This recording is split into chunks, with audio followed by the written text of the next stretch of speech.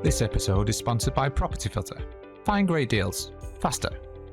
Hello and welcome to the Financial Freedom Podcast, sponsored by us at Property Portfolio Building. This podcast is designed by real people on their journey to achieving financial freedom, and we'll focus on people who've either already attained it, who are joining us on that journey, or maybe a specialist topic that can help you build your technical knowledge to achieving and maintaining that financial freedom. We hope you enjoy it. Today, we welcome to the show Rob Peters, who is the owner and principal financial advisor of Simple Fast Mortgages, who are based in Altrincham in Manchester. So Rob is a qualified financial advisor, and he deals with complex financial advice, mainly for property investors, property developers, people like that. And he's also a property investor developer himself with he's on his third refurbishment project. So welcome to the show, Rob. Welcome, Rob. Thanks, guys. Great. Good to see you. Yeah, Cold great. one this morning. Great. Those that were early January 2025. So happy New Year's all. Yeah, Happy New Year to you. Yeah, great to have you down from Yorkshire, considering there's been a huge amount of snow. And I think it got down to about -8? -9 overnight. -9, you're right. Yeah. I was just saying, I've got my big boy boots on. I feel very manly. I feel very manly. -3.5 on the dial this morning. Right. Was it? Wow. Yeah. I took the dogs out in the dark this morning, just as it was getting light, and that was still -7. So Yeah. that was, Great. So we always like to kick off the show with a bit of an icebreaker, which generally is nothing about financial freedom. So the fact that we found about you is in 2010, you were a professional full-time poker player / gambler. Can you tell us about that? Which mortgage providers, by the way? I love that. I use the word professional very, very loosely there. I think full-time is probably a more accurate description. But basically, I came out of a business and I was a bit disgruntled about it. So I didn't really know what to do with myself. And I played a lot of poker at that time and I really enjoyed it. So my fabulous idea was that I would try and do that to earn money. And I absolutely hated it. Yeah, I did it for a year, and You got sick of playing poker, basically. no, it just when you play a game like poker or even gambling to earn money, it changes the way you make your decisions. Yeah. Totally. So and Well, you're taking something that you like do for fun, yeah. and it's no longer fun. Well, there's risk to it now because Almost you need becomes to a earn. job, does it? You need to earn money to pay your bills. So Yeah. it totally changes the way that you make those decisions about what you're going to do in your next move. So I didn't enjoy it at all. But yeah, I played poker. But harder to bluff a bit and things like that, was it? Yeah. So I was a face-to-face guy. So I was not one of these online poker players. I was, sitting at tables. Yeah. Till 3 o'clock in the morning Yeah, and doing Been there, done that. spread betting as well. I was into spread betting on things like Betfair, snooker, tennis, things like that. Yeah. Yeah. Interesting. You can always tell the last table in the grid, like because they do weekly tournaments like these tournaments, right? And you enter these things and you buy your chips and you've got a second buy-in opportunity. So you go a bit aggressive at the start, so if you can build up a pot, and if you don't, and you have a second buy-in opportunity, then you can buy the back and you play a bit more passively, etc. And then see if you can build it pot. You get to the last table and you look on the table and you can tell it's all people who give the spit. Right. Money. Yeah. Like to earn money for. And some of them are playing together. Yeah. Oh yeah. They Right? do. You can They're tell. like colluding and stuff. as Yeah. well. They're there regularly and they yeah. know each other well. Right. So financial advice and mortgage brokering was the better alternative after that, was it? Yeah, I mean, financial advice and spread betting is not a massive difference. I should say investing in financial products and spread betting is not a massive difference. You're buying things at value and selling them at a different value. You're looking for those opportunities where there is value in that item. Yeah. No, excellent. Interesting. So to move forward then, so we just want to know a bit about you. So your background, bit about your childhood upbringing, and then maybe a bit about what you do now and, your business and all those sort of things at the moment. Okay. So my background's quite diverse, I suppose, because my parents, for example, so we'll talk a little bit about family then. So my mum's Indian, but she's from Africa. She came to the UK in the 1970s. My dad was born in the UK, but his parents, his mother was from Austria and his father was from Ukraine. So I'm 100% British, but I'm not English at all. And my upbringing was, on the weekends, I was with my grandmother making Austrian schnitzel and brewing schnapps. All right. And where were you living at this point in time? I lived in an old farmhouse with my parents, but like a 200-year-old farmhouse. It's fairly rural, and next door was a working farm. So you've got, quite a diverse background there. And like I say, one weekend I'd be doing like very European things, making schnitzel, brewing schnapps out of vegetables and fruit from the garden. And another weekend I'd be, an Indian wedding for 3 days, very colourful and vibrant. So quite a diverse upbringing. Interesting mix, isn't it? Yeah. The most mega thing about I always thought about Austria was the drinking age. It was like 10. Oh, what? Yeah, back in the day. It was like, really? I went to Austria with the scouts. I must have been, I don't know, 11, 12, something like that. And I was legally allowed to drink. Wow. So I was just walking up to these places. They had this like Austrian, I don't know whether it was a schnapps, but it was called Stroh. It was STROH. You can Google it now. It's like 80%. And I'm like, never been drinking for it. You buy these little bottles and I drink it and I'll be back in the bunkhouse, just absolutely like all over the place. Yeah. Well, my grandparents, they used to make wine and schnapps and all sorts of stuff. Like they were really self-sufficient people. But yeah, basically my family on both sides are immigrants. Ultimately, that's what they are. And where I grew up was fairly rural. There was like a working farm next door. I was an only child for 10 years. Now I've got 4 brothers. Right. So I spent a good part of my younger years kind of on my own in somewhere that there wasn't a lot of neighbors as well. Your parents keep trying for a girl, did they? Do you know what? My dad did actually. He did keep trying for a girl. But it's a big gap, isn't it? 10 years and then 4. Yeah. So what's the gap between the 4? Are they closer together? Like? Yeah, so Chris is the next one down. There's 10 years between me and him. And then there is 2 or 3 years between the one after. And there was the 3 of us. And then after my parents separated, my dad remarried. Right. I have two more brothers who are considerably younger. Yeah. So I spent quite a lot of time on my own basically, and I used to do a lot of reading. I was pretty sporty. I was active. I was that kid who was outside riding my bike and building dens and shooting and doing all that kind of stuff as well. Did you have a catapult? I did have a catapult. My grandfather made it out of a piece of wood. What's this? Sorry. Catapult. A catapult. Right. Yeah. The rural area. So I grew up in a reasonably. It's not as rural as what Rob's describing here. Mine's quite rural. And the thing that we all have is catapults. We all have these really wicked things that you put on your. I mean, it's not great for a podcast to describe it, but you'd have like an arm brace. Yeah. Oh, those are the lethal ones. Yeah, Black Widow, and like we'd be going around on our quad bikes and trying to like shoot things while we were moving and stuff. I'm pretty sure they're banned or something, aren't they? Yeah, I'm not sure. You could buy them in the local sports shop. So it wasn't bad. Now I don't think you can just rock up and do that. Because people are, health and safety. I wouldn't say that's health and safety gone mad. I'd say that's probably valid. But it's health and safety. I don't think any of my friends in Australia had that. It would have been too dangerous. Yeah, it was fun. I have to say it was fun. Mine was like a piece of wood that was been fashioned from a tree, like an old school catapult made with a bit of tire rubber or something. Right. Yeah. It's pretty effective. Yeah. Oh yeah. Right. So then moving forward, do you want to tell us a bit about what you currently do in your business and your day to day at the moment? Yeah, so I'm the owner of Simple Fast Mortgage, and we provide solutions for complex property finance. Yeah, people who are a bit more complicated than normal. I'd probably say about 85% of our clients are property investors and property developers. And the aim of what we're doing is to take away the barriers and enable people to achieve their property goals and ultimately their financial freedoms. And what got you to decide to create that business or start Simple Fast Mortgages? Yeah, so I'll give you the kind of short story. So 2007, I set up as a financial advisor. Right. And I'd always been quite keen on personal education and that kind of stuff.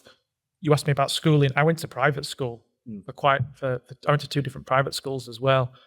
I didn't get on with private school, and then I came out of that and I went to like normal school. I didn't enjoy schooling in general, right? It wasn't really a good fit for me. That is a common theme on guests we have on this podcast, actually. So you're definitely not alone with that one. I don't sound bullshit, but I didn't find school hard. I found it fairly easy. Yeah. But I just didn't like the environment, and because of my upbringing was quite diverse, I spent a lot of time on my own. I found it quite hard to kind of connect in with people. And also in the 1980s, school was quite racist, right? You know, if you are from a specific origin, like let's say that you are Indian or you are Afro-Caribbean or you're Chinese, you're quite defined in where you come from and your roots.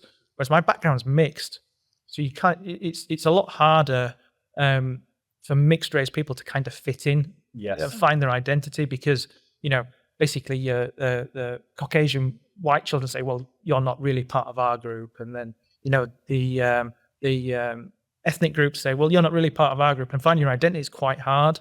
And we were different. It was a different mix then, by the way, in the 80s as well. There was nowhere near the multiculturalism that we enjoy today in today's world. I mean, I went to my primary school it wasn't private. It was an open comprehensive primary school. There was one family who were non-white British. Yeah. So I'd say that's very similar to Australia as well, where I went. It was predominantly white, but like English European white background, obviously. I'll give you a great example. So the first school that I went to, it was originally an all girls school. They decided to take boys. I was in the first year that they ever took boys, and the mix in that school was there were 3 people. Jackpot, innit? Yeah, you would think so, right? You wouldn't think so, but there were 3 people who weren't white, right? One guy was Chinese, one guy was Pakistani, and the other one was me. And basically, we all got lots of stick every day, and the teachers kind of didn't really care about it, right? That was the attitude. You're talking about, you know, mid-80s. They just banned the year before. They just banned, I can't remember, is it corporal punishment or capital punishment? Yeah, corporal, the canes and all that kind of stuff. So the teachers, like the year before, they'd been whacking people, and now this year they're not allowed to do so. It took a while to get rid of all of that, by the way. Yeah, there's a few board dusters that went flying around our primary school. Yeah, absolutely. Slaps on the back of the head and stuff like that. Still, you know. Yeah, definitely, 100%. So school wasn't that great a place, but I was quite good at it. I did like learning, and it taught me a lot of things, right? I'm quite an independent person now. That's because of those 10 years and those things. You know, I'm a great believer in that you can make a decision whether you're going to be a victim of circumstance or not, 100%, you know, or whether you're going to take action and do something. And I think that's a really good point as well, because like the victim of circumstance is really the key. Because if you take what happened to you there and applied it, oh well, I'm still that victim in today's world, because a lot of people do that. Huge amount of people do that in society. It's completely your problem at this point. You know, you have to appreciate that, because like I'll be honest, like, and this is probably a difference. Like when you just said I'm from a mixed race background, it's the first time I've looked at you and gone, all right, yeah, Rob's probably mixed race. Yeah, I never actually thought about your background until you mentioned it. I never thought about that, but now you mention it, it's obvious. You know that you've got a mixed race background, complexion wise, and something like that. Well, but that's not even in like most people's thought process anymore. No, you know, whereas in the 80s it would have been. So and a lot of people get stuck in that, and they're still stuck in that process. But you can't be. It's a victim mentality, isn't it? Rather than a growth mentality. Absolutely, it's the opposite. I'm kind of the other end of the spectrum now, where I think that I kind of think personally everything is within my control. You know, I kind of probably overly harsh on myself in terms of things that are probably outside of my control, that I think, well, actually, I could have done something better there. I could have got a better result. I could have approached that differently. Yeah. And, I definitely take learning. But that's reflection and then learning from it, isn't it? Which is a massive it is thing that everyone should do, really, in our opinion. But I kind of made a decision very early on that, if there was bullying or whatever going on from, other groups, I wasn't going to take that. And, I did initially, and I just thought, I remember thinking to myself, this is going to go down a road where it's not going to be good. So you have to kind of take a stand and take responsibility for the situation, really, I suppose. Yeah. And as a kid, especially if you're not getting support from, say, teachers or parents or whatever as well. But then I probably went to the other end of the spectrum where, I was probably a pretty bad child at school in terms of teachers. I was at the headmistress office quite a lot, all that kind of stuff. I went to 5 different schools. Well, that's how it used to be managed, though, right? If there's one child that's being bullied, they were obviously the problem. Yeah. At the time, there was no, even the teachers weren't really equipped to deal with the integration, the upcoming multiculturalism, the changes from corporal punishment to I want you to write 10 lines, and it's a quick one. The first time I ever got lines, by the way, I just drew 10 lines on a page. I didn't realize I had to actually write words. I just drew 10 lines and handed it in. They thought, and then that turned into 20 lines because they thought I was taking the mick. But the really weird thing I find all the time is like you are fully British, like you were completely born here and everything. Obviously, you've got ancestors. I'm very Yorkshire as well. Yeah. But because of, say, your mixed race skin color or whatever, Yeah. you know, that's what's picked on. Whereas me, as an example, you know, I'm not from this country. I migrated here, so I'm a full migrant, and people don't consider me as. I do. I consider you. No, I'm joking. They just look at me and go, "You're white, so you're, you know, whatever." So when people talk about migrant stuff, I'm like, "Why are you telling me this? I'm a migrant. I migrated over. I'm part of that sort of population growth, etc." Listen, Same for grandparents. listen to him. Brexit means Brexit, mate. You can Exactly. But anyway, yeah, that's my grandparents were the same, right? Because they were, you know, Austrian and Ukrainian. They were white, but they were immigrants. Yeah. And you know, like they changed their name when they came to this country. Peter's, my name, is a made-up name. right. Their original name was Daubenko. All names are made up, Rob. all names are made up. It was Daubenko, but they It's changed made up it. more recently. Yeah. They changed it because they didn't want to be identified in society as being immigrants. Yeah, So yeah. They took the fathers. It's very common. Yeah. It's very common. Yeah. Yeah. Right then. So if we can move forward to our some of our main questions for the show. So obviously this show is the Financial Freedom Podcast. We always want to know from our guests what their definition of financial freedom is, because everyone's got a different thought or opinion on this topic. What it means to them. Yeah. It is very personal what it means to you. So what is financial freedom to you? Well, I've spent pretty much a couple of decades asking people this question as well in a slightly different context, because as a financial advisor in 2007, it was all about planning. I was doing wealth planning then, you know, we were talking about business, we were talking about tax and all this stuff. So I've asked a lot of people this question, and it is different for everybody. I think the definition of financial freedom is being able to make choices without being concerned about money. Yeah. That's literally it. But then the bit that differs for everybody is the choices that people want to make. You know, that doesn't mean that, you know, I want to go out and buy an island without thinking about the cash. Not everybody wants to buy an island. It's about what do you want to actually achieve in life? You know, where do you see yourself going? What journey is going to make you happy? And that might just be, you know, to cover bills and have some nice holidays and have a pretty normal existence. Or it might be that you've got specific things that you want to do. So financial freedom, making decisions without being concerned about the money that sits behind it.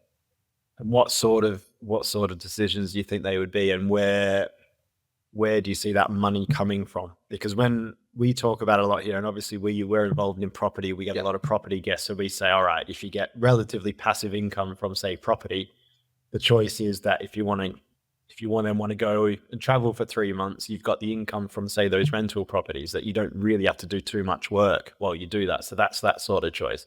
So what are the sort of choices and income streams that you're thinking in those scenarios, or is that very varied? Or what's your specific opinion on that? Well, my opinion on it is it depends on the circumstances of the individual. So it depends what you need. Everybody's different, but there is kind of a format for most people, right? And the format is the in an ideal world, what you need first of all is you need some income generating assets to cover your bills. Assets, yeah. Yeah. And those assets, property's a really, really good asset for doing this. There are other assets that can do similar things as well. Yeah. You know, you've probably talked about before, pensions, investments. You know, there are other things that can do things. But property is unique because of the leverage, right? We all know that. But usually the first step is covering your basics. Yeah. You know, so what do you need to pay your bills and exist, and not be worried that if there was a disaster tomorrow, that you can still exist. And you couldn't, if you're working a job, if that disaster happened and then you couldn't work that job. Yeah. You know, what's the plan B or the alternative? You've covered the minimum kind of level. And then the next bit is really to have a comfortable lifestyle. Yeah, not an extravagant lifestyle, but a comfortable lifestyle. You know, what gets you that 1 or 2 holidays a year, buying those extra nice things that you like, the kind of luxuries and extra bits on there. And again, that's kind of an income level. And then once you get to there, then it really depends on the individual and what you want to do. A lot of people, their get are linked to succession and wealth planning. Actually, when you really get into this, a lot of people have got So children. leaving a legacy for your family, that's a big one for me, to be honest, as well. Yeah, and it's about, for me as well, it's a big one. For me personally, it's not about making sure that my daughter has a really privileged kind of life, because I wanted to have the experience and understanding from earning her own money, from doing her own things and going through stuff, which I think that perhaps is lost if you have that sort of privilege. If you're just born and you've got a load of cash, you don't have to do anything, then probably takes away your purpose as well. But 100%, yeah. what I wanted to be able to do is to, have the ability to make choices about what she does. And how are you going to instill that ability? Is that through your mentoring, guidance, education? What do you think? Wealth planning, right? The wealth planning bit. So the cash flow bit is for you, isn't it, as an individual? You're covering your step 1 and your step 2, which is your nice to have and your mandatory. That's for you in your life. Other assets after that, so things like your boring buy-to-lets, your commercial properties, all those sorts of stuff, they're your legacy assets, aren't they? Those are the ones that are perhaps not going to generate that much cash flow. But from a capital value, they're going to appreciate better. You buy a nice 3-bedroom, semi-detached house in a decent area, you'll get a good tenant probably. It'll probably be there for years, but your cash flow is not going to be great. And you're going to tie up at least 25% of your money in there, unless you're doing refurbs and adding value and all that kind of stuff. That's going to eat most people's money up. But in terms of wealth planning and strategic planning for the future, they're great assets. And wealth creation, isn't it? Because they're your next level, aren't they? There's proven long-term growth in those asset classes.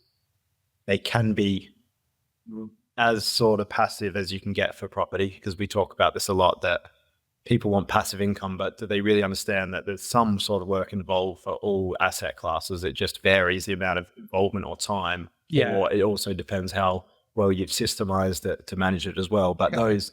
Can I ask Rob where you are on your journey? Yeah. So I would say that, much like the story of the cobbler's children's shoes, I've done a lot of my own stuff the wrong way around, like a lot of people do.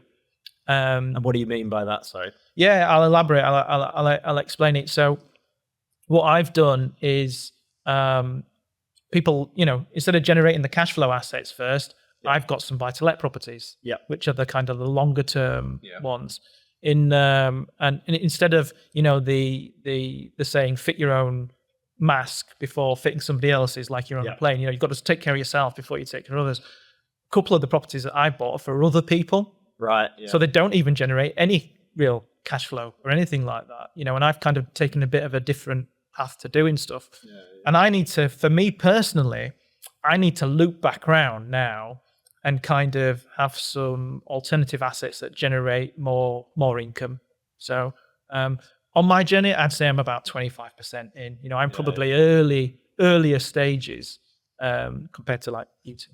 Well, I know some good companies that might be able to assist you in building some cash flowing assets. So. But the thing is as well is like back in the even in as early as 2003 to 2008, before the financial crash.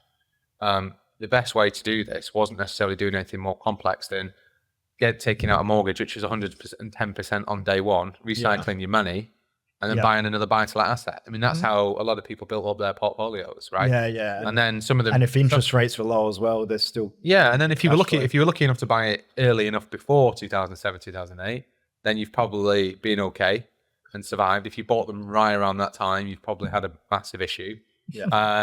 And now that's me. And now things have got more, hard to do that. Nobody offers those products anymore. You only need to watch the Big Short and all of that to understand films like that, which is a great film, by the way. Really? To understand why that is now no longer a thing, and why there's more risk diversity in allowing people to buy assets.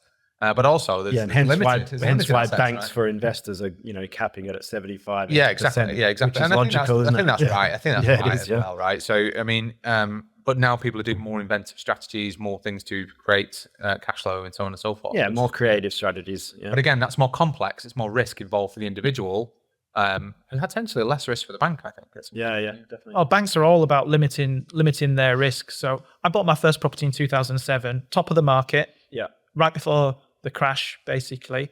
100% mortgage. So I didn't put any deposit in or anything like that. And then it was literally the top of the spike of the property prices, the worst time that you could possibly buy a property really at that point. But I lived in it at that time.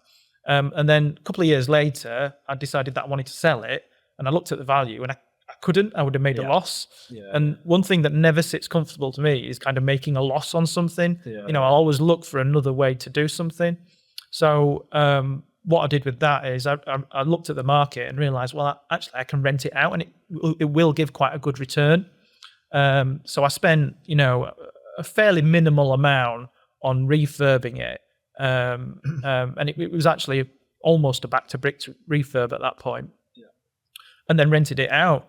But, it's only in the last... Still got that property? I've still got this property, right? And how much growth has bounced back over time? So it's only in the last 5 years that it's actually made a capital profit. So it's worth more than kind of what I paid for it. Right. But all the way over that period, it has generated, some Good cash flow over every year. Yeah, and I've had tenants in there that have been there for, 3 years, And 4 years. That is the great thing to consider, especially in the UK, is that as an investor, even if you're not getting capital growth, you're getting money in your pocket each month from rent. Yeah. And then when it bounces back or when the market takes off, you get a combination of both, don't you? So if you're not, like you said, because you didn't sell, you never lost any money. No. You only lose if you sell. Exactly. Yeah. So you lose when there's an oversupply of housing. So we'll move swiftly on. But I wouldn't buy that property today. Yeah. Because I'd have to put 25% cash into it. Yeah. And do that. It'd be a better deal out there, say. But but I had it. There's nothing else. And that's the reason that these strategies now exist, is because you have to add value to something to then regenerate some of your money. If you don't, then you put in money in and it stays there and it's locked. It's locked in the equity. You can't access that capital for any reason, and you're reliant upon the capital growth to get refinanced that in the future. It takes more time now, 3 years, 5 years normally, to get something back of that money. Yes, you get some rent, and that's why it's slowed a lot of people down, and why people are thinking that actually they're looking for other things. I honestly think this is one of the reasons why crypto has been so popular, because it's so hard to do property now. And so whereas it used to be, like you said, 100% mortgage day one. Yeah. 100%, it costs you the legal fees. Yeah, everyone wants easy money without sometimes completely understanding the risk or the downside potential. The buy-to-let mortgage market, for those that don't know this, used to be 105%. They would lend you enough money to do the deal and cover your fees. And you used to be able to refinance but look what the same happened. day, didn't you?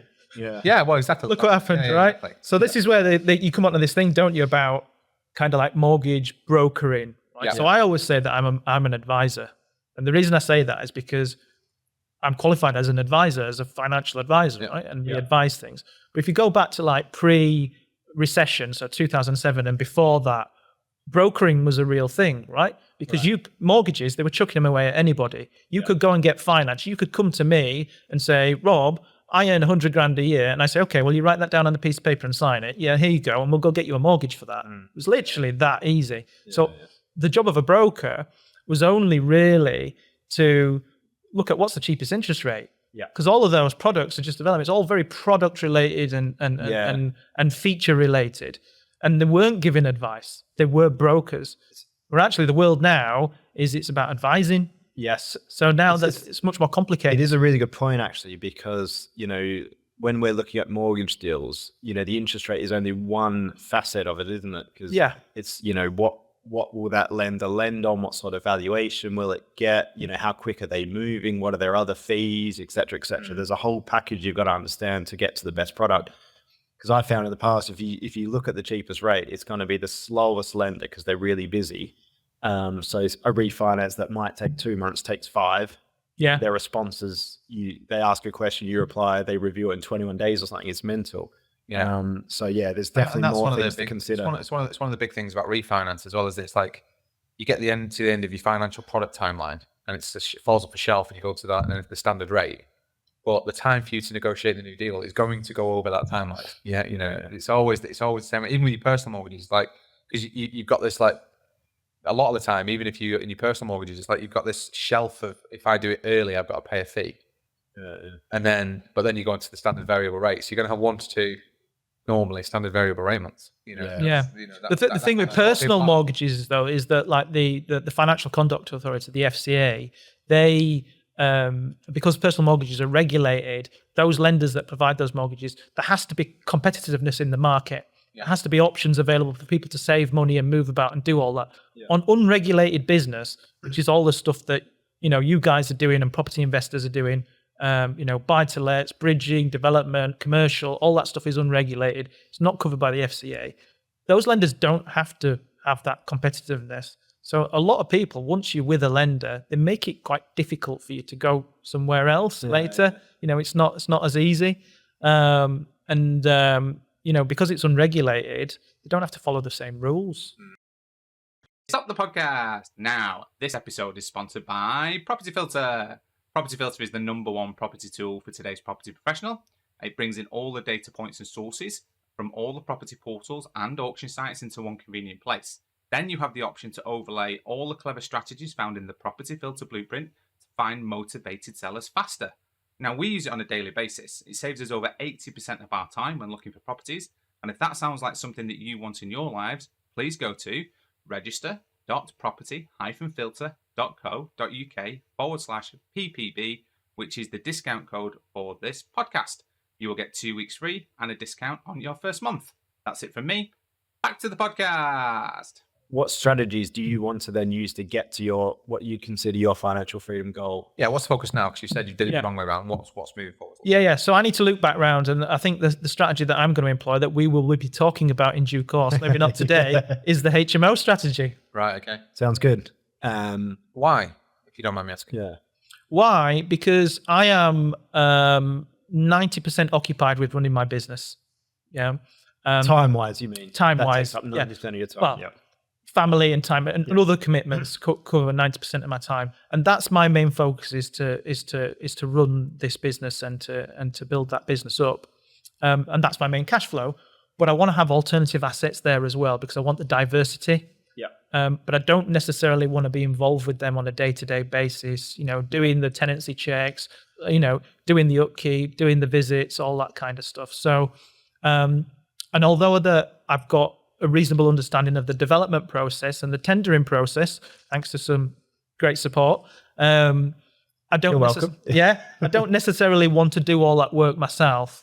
And I think that as a property investor, and really in any industry, it's vital that you understand enough about what you're doing so that you can oversee it. It doesn't necessarily mean that you have to do it yourself. And that's kind of my belief in the place I'm in. So I think HMO is a really good way to do that.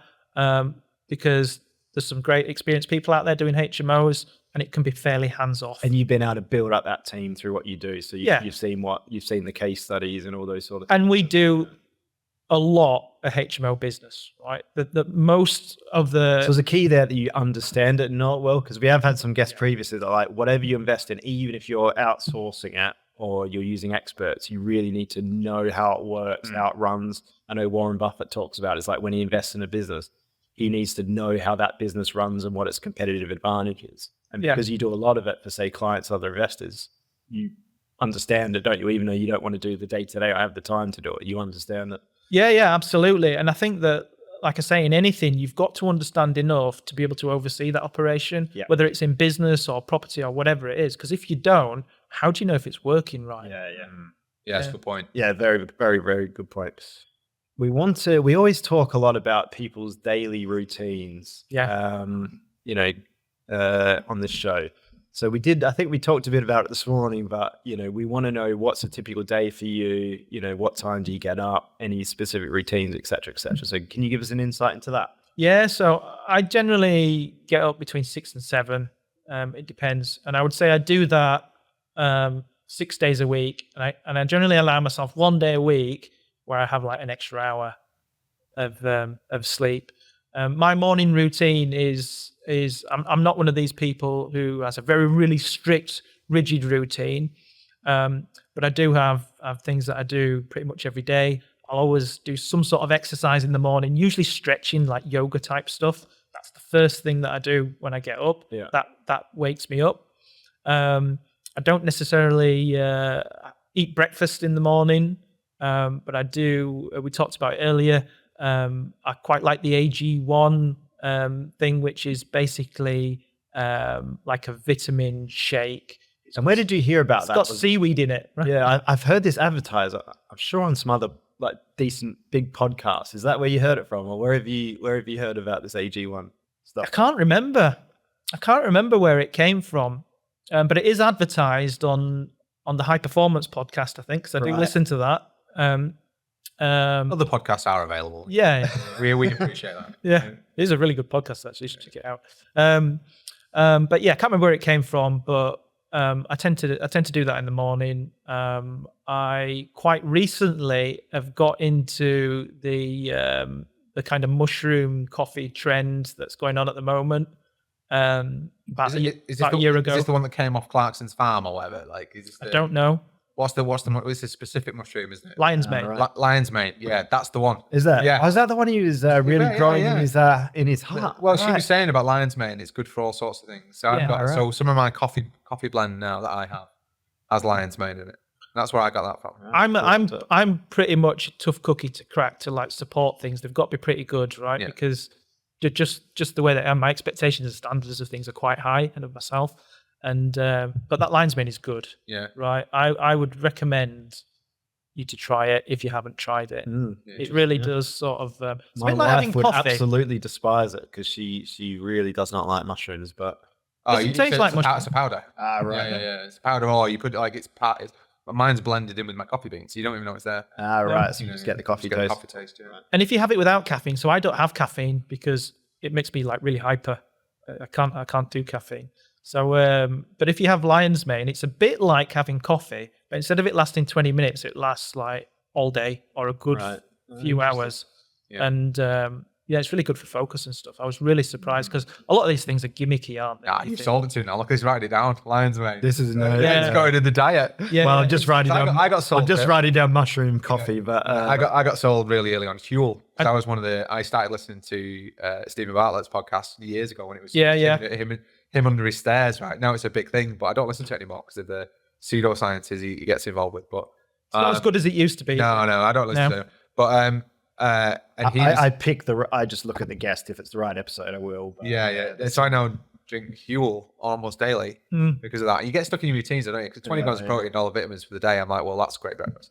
Yeah. So I'm like I say, I'm not a big advocate for these things. So I think a lot of them are like faddy, but it's I wouldn't say game changer, but it's been a really strong bonus to my routine over the last year. Is that, and it really helps with focus and other. I think the big game changer energy with levels. diet as well is age. Yeah. When you get to like 35, you got to start doing stuff, haven't you? You can't get away with it anymore, can you? You're like, So that's my morning. Those two things go in there. I don't really eat anything. I will make sure that I have time in the morning to do something that I like doing for maybe half an hour. That could be just reading or listening to something or watching something. I try and make it so that it's educational and adding value to me for the day as well, and set me up in the right mindset. That's the main thing. And then I just get straight into it. You know, I'm in the office and doing stuff. Would you say you're more effective in the morning or later at night, or when do you work best? I can do both, right? So I can. I'm good in the morning, and I'm good late at night. I'm pretty. My energy levels are pretty consistent. I can literally go for a long time with concentration and working. Potentially because of the mushroom coffee. And Even before that, I've always kind of been like that. Yeah, it's when you stop, that's when the tiredness hits you. My downfall is that I don't like to. I always think I'm missing out something, so I struggle to go to bed. Right, so I've got to really force myself. Right, I need to go to sleep now. Yeah, I'll generally get about 6 hours a day. I'll sleep. Yeah. Oh wow. But I should probably have about 8. 8's probably what I need, to be optimum. But I'm always a little bit short. 6 to 7. If you ever listen to is it Matthew Walker, the sleep expert? He basically says everyone needs 7 to 9. Yeah. Yeah, so maybe try to boost that up a bit. Not that I'm the expert. But you know, I've been doing things this way now for 20 years, so it's a long time to change those routines. Hard to change and switch off. Yeah, but I think my routine is, and it's kind of the story of me and everything else as well, is that I've spent a long time helping other people do their stuff. Yeah. So helping people with their wealth management and planning their pensions and their lives and talking about their goals and their property investments and all this other stuff.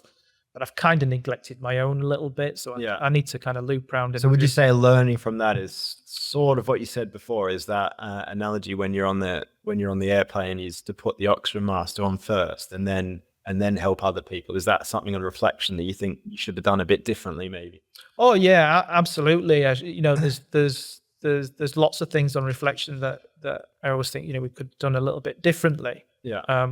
You know, ultimately, over my career professionally, I've helped a lot of people who are probably reasonably wealthy anyway become a lot more wealthier. Yeah. And a lot of my efforts have been in that area, and I probably should take a step back and done a lot more stuff myself. I have done things, but I'm a pretty harsh critic, probably most of all on myself in terms of, you know, what we've achieved. Excellent. So on this podcast, we know that if you're investing in any asset class or property investing or running a business, there are always, you know, the big successes, and there's also some, what we'd say, challenges or failures along the way as well. So what we want to know from you is, along your journey that we've been talking about, is like what is something that you're most proud of or biggest success in your journey maybe, and then also we want to know about your real challenges or failures that you've had as well, so people can hear them and learn from them as well. Yeah, absolutely. So just talking about business in general then. So since 2007, I've run 4 different businesses, and 3 of them are not here today. So there is that. When I started in 2007 as a financial advisor at that time, I made sure that I was really highly qualified. I was more qualified than the average advisor because I wanted to stand out.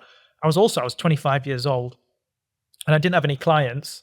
I didn't have any money, and I didn't have any experience. And it was 2007.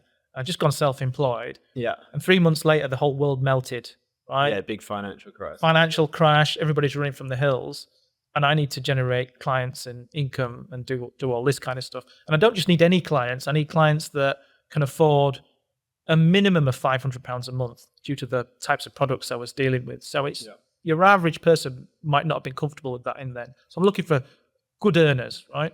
But I decided to specialize in working with lawyers and solicitors at that time. Part of the kind of rule book for anybody who's working in mortgages or financial services is go see an accountant or a solicitor and get referrals from them. Yeah. They're never going to give you referrals because they don't know you. And as we all know, people work with people you know, like, and trust, right?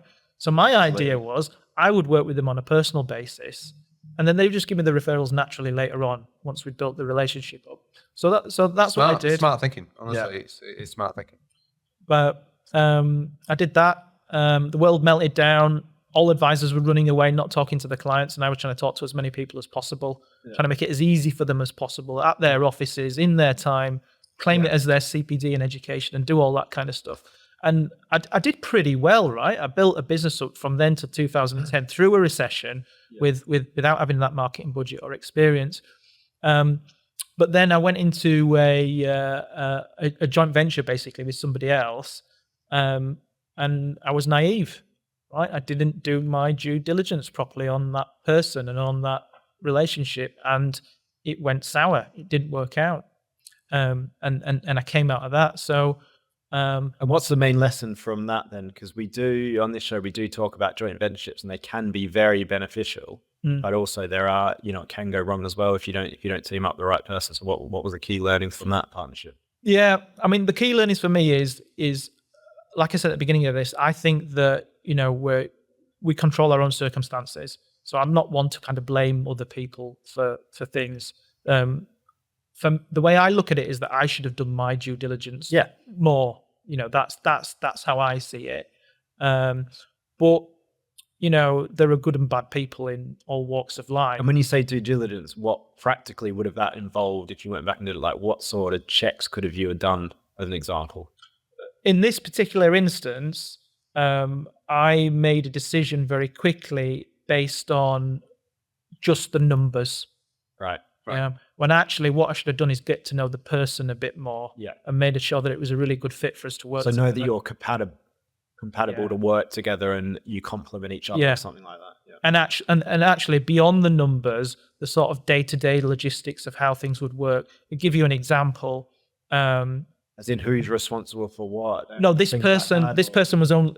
I actually found out this person was only in the country for a small amount of time per year, so they were not reachable with things, with Right. problems and things, Yeah. and there were a lot of barriers in the way for us to be able to communicate properly. Yep. So if they decided they didn't want to communicate, there was nothing I could do about it, and it was quite difficult.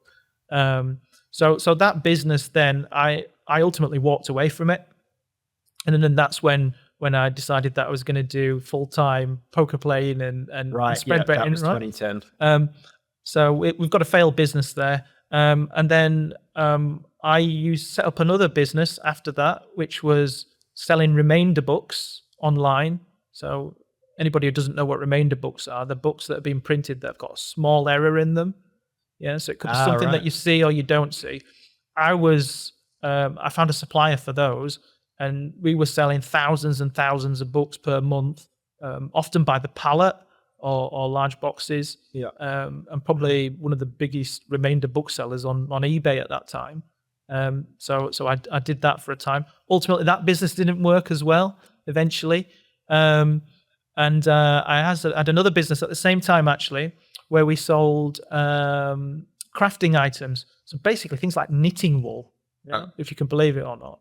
So why would you say those businesses ended up sort of failing? So the wool business, the margins weren't it wasn't that good. The volume you needed to move to actually earn It's a huge reasonable volume, money. small margin, basically. Yeah, it just wasn't a good worth model. It wasn't a good model eventually. at the time. No, the remainder book one fell down because the supply chain wasn't reliable.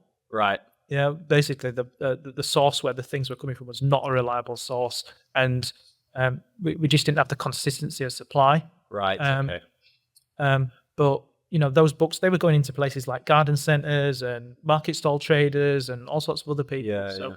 That's hard selling. That's Yeah. hard selling. But I used to go around and have those conversations. Yeah, I'd go to the garden centers and sell those products to them. Yeah. But so I guess you asked then, what's the trait that I'm the most proud of? It's the ability to pivot, because then when we got to 2020, I'd spent from 2011 to 2020 as a contractor, as a day rate contractor, a consultant. I was earning really good money, but I was in a hotel 4 days a week.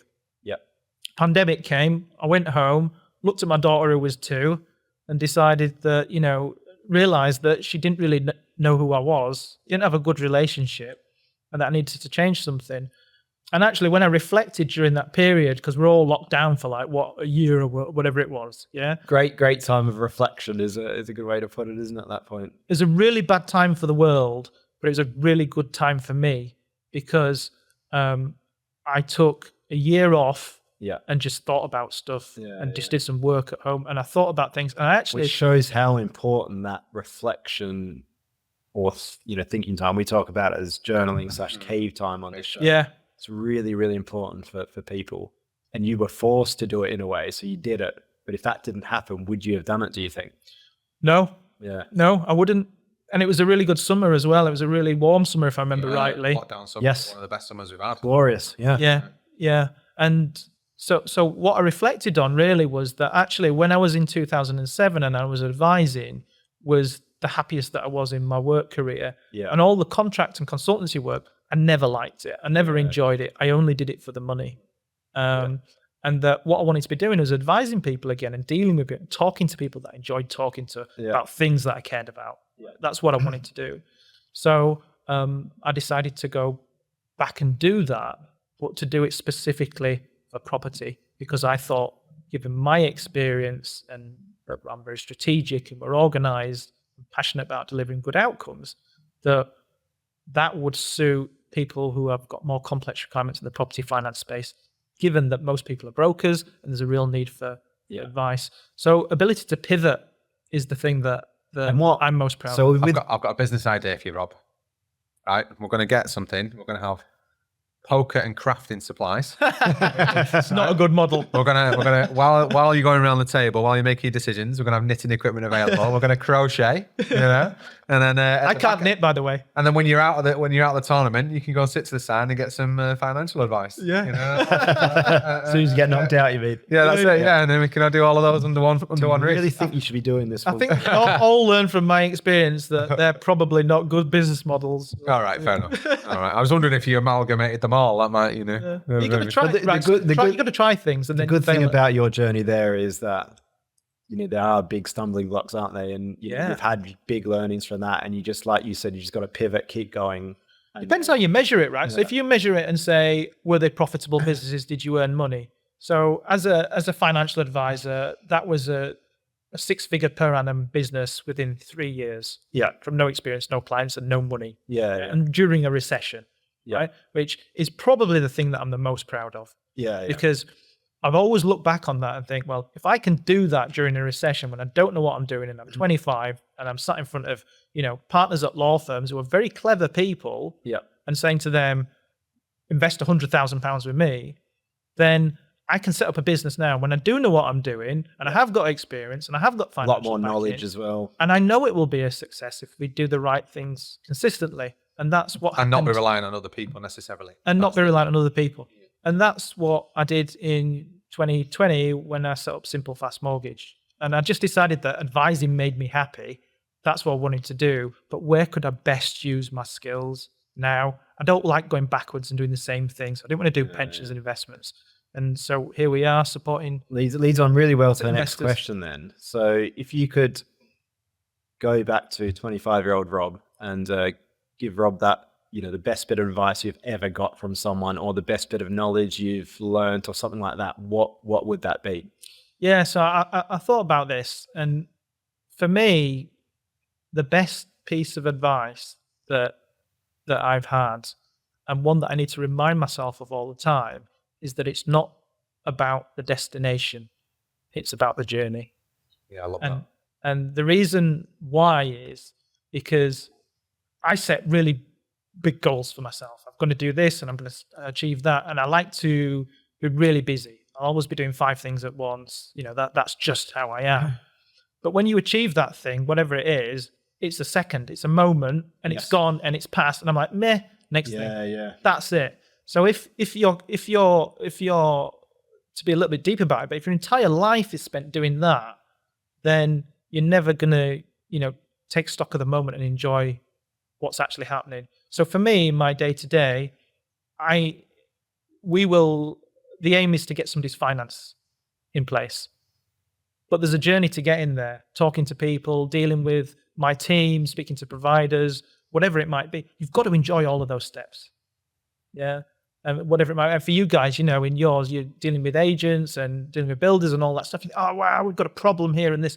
You've got to take something out of that. Yeah. That's good. But personally, we enjoy the challenge and the problem solving in a way, and the purpose that it gives us. So I 100% agree with that. It's all about the journey in a way, isn't it? Because that's 99.99% of the time. You deal with some of the problems better than I deal, and I deal with some of the problems probably better than you do. And that's the way. But that is like, everyone's got their strengths and weaknesses in different areas as well, don't they? And how they react to things. But you can control how you react to things. Yeah, of course. And that's part of enjoying the journey and the happiness. Because if you let yourself get overwhelmed with it and stressed by it and angry by it, you're not enjoying the journey. Whereas if you just go like, right, that is annoying. Now what do we do to solve it? You've controlled your happiness in a way. There's 2 obvious points that to support Rob's thing about enjoying the journey, which is we talked about it earlier about having wealth for your family, but not giving them enough that they don't have to do anything, right? And Jimmy Carr puts it really well, which is, if you show me a trust fund kid with no objectives, I will show you an unhappy person. That they have all the wealth, but they're unhappy in their life because they have no purpose. And then the other side of it is, you show me a retired person that's worked all their life up to that goal and they're retired with nothing to do, and I'll show you a deeply unhappy person. Yeah. And I've got personal My dad was like that when he was retiring. The kids were no longer there. That kind of thing. Deeply religious man, completely fell off the shelf, right? Yeah. And you see those two things, and you think actually it was never about getting to that retirement mode. It's never about having the money to not have to work. It's about, like you said, it's enjoying the journey, having purpose. That's the thing for me. Yeah. Is having struggle with purpose is absolutely what we are designed That to do purpose as a- gives you enjoyment, doesn't it? And Yeah. happiness. Yeah. I think everyone needs to consider that no matter what stage in life you are, working, business, retired, Yeah. what is your purpose at that point in time? It's not, It's a and your funny one, purpose isn't is it? not just traveling around the country the world on a boat or something. Well, sometimes it can be. Well, I literally say one of my things is if it is struggle with purpose is living. Yeah. That's it. Yeah. Yeah, I agree 100% with that, because, you've got to find what your purpose is in life to give you, so that you get enjoyment and value out of what you do. Yeah. So for me, my purpose is that I'm an enabler for people to help them achieve what they want to do with their lives. And my angle is from the financial side. Previously it was with investments and pensions, and now it's with property finance. And I see my job as a problem solver to take away the barriers to enable people to do what they want to do. But, like you mentioned there, retirement's really like a kind of Western thing. Yeah. You go to Very Asia, much, yeah. you go to Asia, retirement doesn't exist, right? That purpose, ikigai, as Japanese say, right? We have talked about that before in our podcast. Great Actually, book it's as a well. really good book. Yeah. Yeah, I haven't read the book, but I've listened to some talks on the subject. But it's just about finding what you want to do. So if you ask me, am I going to retire? I will probably never retire. Yeah. Same. Because if you retire, then what am I going to do? I'm just going to find something else. Even if I'm off for 2 weeks at Christmas, I'll find some jobs in the house that I need to do, or something to do. I'm at a loss if I'm just sat around doing nothing. But it depends on your definition of what the term retirement means, because obviously Western side, it's like retire, do nothing. But actually retirement can just be having the choice to do what you want to do. It depends how you define it as well. But if you have the choice of what you want to do much earlier, then, as in terms of financial freedom, then what is retirement then? Yeah. Does retirement even exist? No, not really, no. because Doesn't it? you're in that definition from an early age anyway. Yeah, And then, yeah. like you said, you just keep doing what you want to do and something that gives you a good purpose and enjoyment. I'd recommend anybody, right? So, I'm watching a program at the moment called Landman. It's one of these Taylor Sheridan programs on Amazon Prime, and he's the one that did like Yellowstone and those types of programs. And Landman's about the oil and gas industry, but in one of the scenes, they get the guy who was an oil and gas man who bought the Dallas Cowboys. Right? Yeah. Right. So he is a legend amongst legends in his space, and he comes and talks to somebody who's in hospital about life, and he talks about. He's a very successful oil and gas man. He's a very successful Dallas Cowboys. But he said the best thing I've ever done is create this community where my family can all work with me. That's the number one thing. That's the thing I'm most proud of, because that to me, I thought I was creating something for them, but really I was creating something for me. Yeah. And I was just like absolutely blown away. And you can go and see that now in terms of like people are saying, "Oh, this deserves an Oscar." The guy's just talking genuinely, even though he's on screen. You can tell he's talking genuinely about what he actually believes. I would recommend go, even if you just watch that clip, go and watch Landman. Landman. It's called. It's amazing as a program as well. I have to say, Taylor Sheridan Got it noted down as doesn't well. half tell a good story. Yeah, really good. Yeah. Look that one up. Sounds awesome. Yeah, I'll definitely check that out. I think it's really important that you do something that you like, and that's kind of why I mentioned that ikigai, is that you've got to do something that you like, because if your entire goal, and let's say that you're in property, but you hate property, don't do it if you hate it, right? Because every day you're going to hate what you're doing, and you're just doing it for money. Yeah, I'll get somebody else to do it. If you want to do it for the return and the investment aspect, Yeah. don't spend full time on it. Basically, Don't. just outsource it. Spend your time finding the people that can do it for you, and then use that to do what you want to do. You don't want to deal with councils and neighbours and builders and people like that, and tenants and agents. There's some really good people you can outsource that to, right? Yeah. But And call property portfolio. But Oh, 161? No, don't. Send us a message. We'll respond. But whatever you pick, right? If you genuinely, right, if let's say that you pick that industry of of crafts and knitting wool, Yeah, right? yeah. If you genuinely love that industry, Yeah. you You'll will make be it a work. success at Yeah, it. you'll make it work. Undoubtedly, Yeah. because you're passionate about it. Yeah. Yeah. And for me, I love my job. I love what I do. I love doing this. And this is why I looped back around to effectively being an advisor again. Because back in 2007, I thought, I'm made now. This is it. This is me Yeah. for life. I'm not going to do anything else. You talked about recurring income. Well, financial advisors, they invest money. Once that money's invested, you get an annual return on that all the time. So you're building up that recurring income coming in. Yeah. You know, it was a really good model. Unfortunately, it didn't work out. But I've ended up kind of coming back to the same. Yeah, place. similar sort of theme. It's obviously something that you're passionate about. So we've asked you to come to this show with a question for each of us. What have you got for us as our final bonus session of this podcast? So the question I've got is HMO related, Right. and it is, what are the 3 key items that make a great HMO investment, and why? Right. Okay. 3 key items. I don't know whether It doesn't have to be 3. Everyone says 3 What of are everything. What are the Could be 2 or 4. What are the critical things? For a good HMO investment? Yeah. Like so.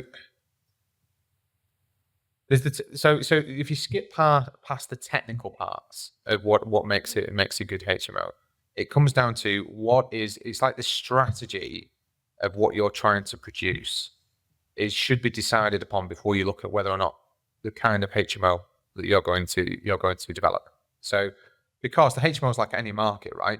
It's like any market. There's no good or bad necessarily. It just caters for the person that you and the type of tenant type that you want to cater for. So like if you look at the car industry, and I use this analogy all the time, all cars, domestic cars, traditionally have 4 wheels and a steering wheel, but there's a big difference between a Fiat and a Ferrari, right? They're all cars. Same with HMOs, right? So, and there's nothing wrong with a Fiat and there's nothing wrong with a Ferrari. They cater for different things, right? So you've got to apply the same logic to what you're trying to do and make sure you don't deviate from that plan, right? Because if you are going down the, like we do, higher end route of a HMO and you want to attract great tenants at the higher end market, you're going to spend more on the property. And then you do something like buy a property that's cheaper because it's out of area, or you buy a property that's going to have some smaller rooms, or isn't going to be able to offer the dedicated bathroom facility, or you're going to have too many shared bathrooms or any of those types of things. But you give it a nice color inside. Well, actually, your facilities aren't matching your tenant type. Your location isn't matching your tenant type. So for me, it's what makes it great. A HMO is just a house of multiple occupation. It's 3 or more unrelated people that live together. That's the actual definition. What you need to define further is who are you going to cater for? Cater for those people. So number 1, define your strategy within the strategy and stick to it. So if you're going to do social housing and you want to say, right, social housing is a big space, but I'm going to do social housing, I'm going to do it for these types of private providers. I'm not going to do it for the asylum market, like we'll call them S&M, shall we call them? We're not going to do it for those people, but we're going to do it for the charity market. Then you need to understand what they want, because they're 2 different things again. So you need to define what your end user is going to do and cater for that. Because if you don't, you're going to build something and have no end user, or you're going to have to cheapen what you do. You're going to leave more money in. You're not going to get the returns that you wanted. So that's my. So to build on that, my thoughts and in the practical steps for that is, number 1, what is your end product? Who is your end tenant? Right. Phil talked about it there. We do professional high-end HMOs in what we'd call, for your young professional market. And then it's from that's your end tenant, that's your product. And then you need to look at, all right, if we're doing that, what are the best then locations? So if you had that as number 1, product and tenant type is number 1. Number 2 is then what is the location that works best for that? And then number 3, what are all the numbers associated with that to get the best, return investment product to suit those 2 things. So when we talk about location, we've actually done a podcast, an hour session on location. Yeah. But in essence, if your product is that young professional market, there in Greater Manchester, there's areas that Phil mentioned that are not great for it. They're either too rural, too deprived, not high enough employment or whatever, not good with transport links. they're out. young professionals, but you might do something else in that. Yeah, but then Yeah. you could do another product in that area. So that would go back to step one, and then you'd relook at it. And there's also other areas in Greater Manchester that, you'd say are too affluent. They're more of your high-end families in like the Cheshire end or whatever, where the yields and return won't be as good. So that gets ruled out as well. Yeah. But if you want to do a high-end, say, barn conversion or something like that as a product, that might work in those areas. So that's a different strategy. And then number 3, then you feed in the numbers. It's like what are all the numbers in that area? What are the rent returns? What are the purchase prices? What's the refurb cost? And you stack it, and then you work out the numbers, and then it becomes, you've sorted out your product, you've sorted out your locations. What are the numbers that then work with that? They're the 3 key elements. Yeah. That's it. Yeah. Start with the end in mind. Look at where that works. Build your budget. Awesome. Excellent. Hope that helps. I think that's pretty good advice. I think that. Actually. Yeah. Sounds like we know what we're doing. Hopefully. Smoke and mirrors. Yeah. Only took 40 or 50 or whatever of these sort of developments. But that brings us to a close. So thanks very much for coming on board. Cheers, Rob. Good to Thanks see for you as having me. always. Hope our listeners get some great value out of that. And I really think they will. So until next time. If people want to get in touch with you, they can do so. Yeah, we're really easy to find. Just Google Simple Fast Mortgage, or you can find me on LinkedIn. I'm really active. Rob Peters, Facebook, all the usual social media channels. Or drop us a note and we'll introduce you. Yeah, we'll try and get a link in the notes as well for this show. So good stuff. Yeah. Thank you Thank very you much. very much. Cheers. Thank you. Good work. Until next time. Thank you. Thank you once again for joining us on the Financial Freedom Podcast, sponsored by us at Property Portfolio Building. If you want to get in touch with us about today's podcast or any of the learning topics that we've gone through today, you can email us at podcast@invest-prop.co.uk or get in touch with us with whichever your social media platform of choice is. If you think you would add value to us as a guest on this podcast, you can please get in touch and let us know what you would be able to talk to us about. Other than that, we wish you well on your financial freedom journeys. And once again, thank you for joining us, and we'll see you on the next one.